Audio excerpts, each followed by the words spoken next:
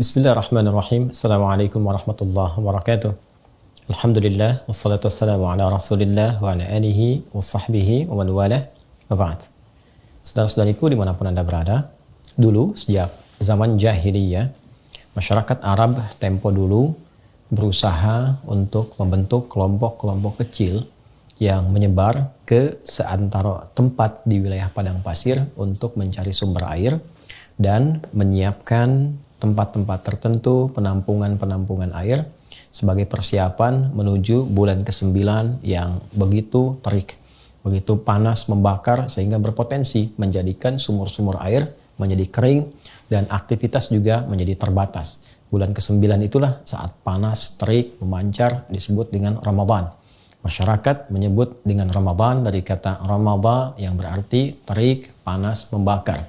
Jika kita ingin jadikan bentuknya superlatif, lebih meningkat lagi, lebih membakar lagi, maka tambahkan alif dan nun di ujungnya.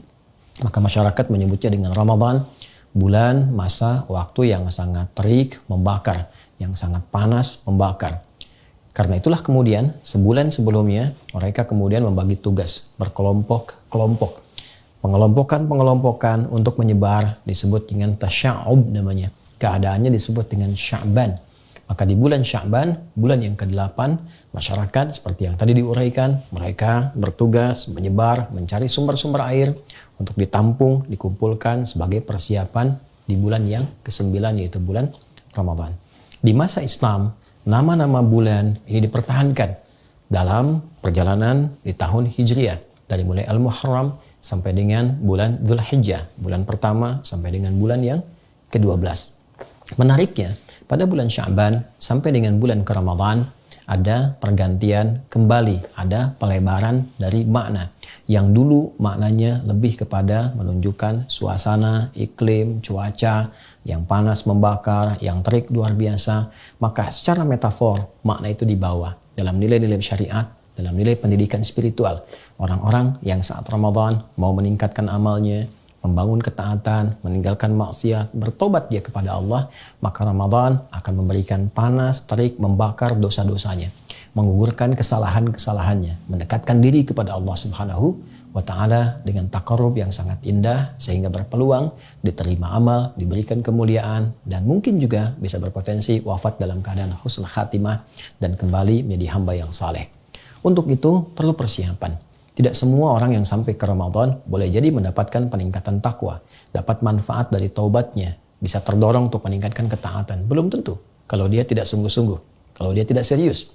Karena itu ayat puasa ketika dihadirkan di ayat 183 di surah Al-Baqarah itu, penghujungnya Allah akhiri dengan kalimat la'allakum tattaqun, agar kalian mampu meningkatkan takwa. Tapi apakah semua yang puasa bisa meningkat takwa? Belum tentu. Karena la'allakum dikenal dengan huruf taraji, huruf yang menunjukkan terpenuhinya satu harapan dengan syarat kesungguhan, keseriusan untuk mewujudkannya. Di antara keseriusan itu, maka citranya secara metafor diambil dari bulan sebelumnya, bulan Sya'ban, bulan ke-8.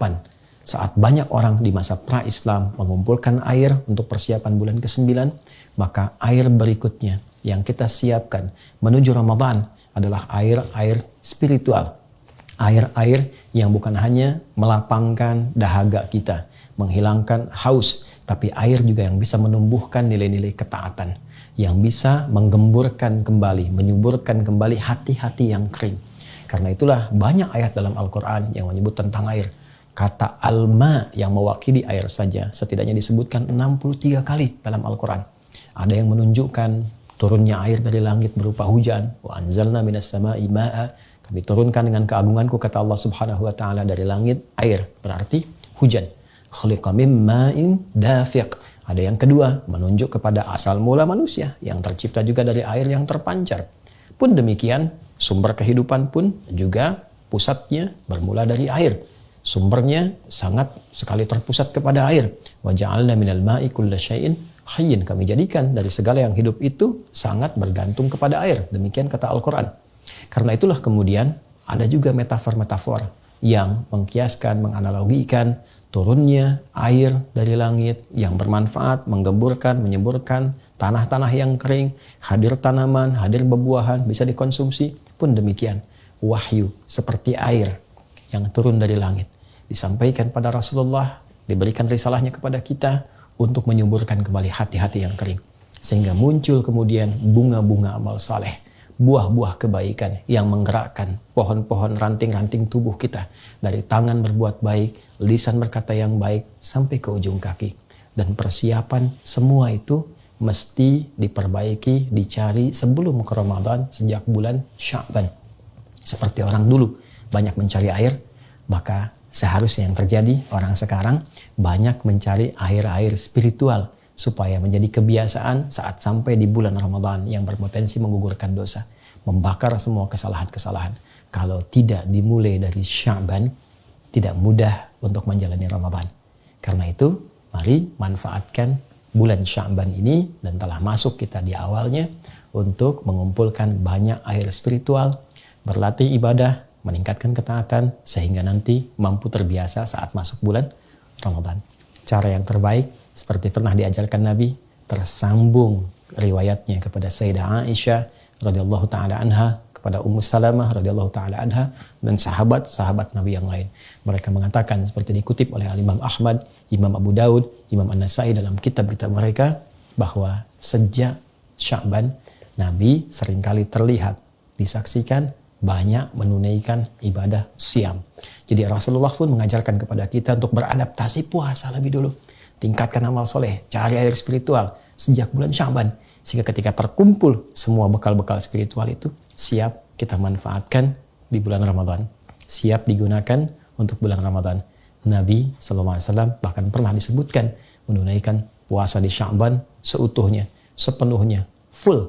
Ada juga yang menafsirkan kadang Nabi buka, kadang puasa. Ini menunjukkan kesan memperbanyak latihan, memperbanyak mendekat, dan semoga dengan itu mengantarkan kesiapan pada bulan Ramadan untuk membangun kenaatan, mendekat kepada Allah, dan membakar semua dosa-dosa dan kesalahan yang pernah diperbuat. Alhamdulillah, setelah sampai di bulan Sya'ban, semoga Allah berkahi, semoga Allah bimbing untuk meningkatkan ketaatan, dan semoga siap menghadapi Ramadan. Adi Hidayat, Assalamualaikum warahmatullahi wabarakatuh.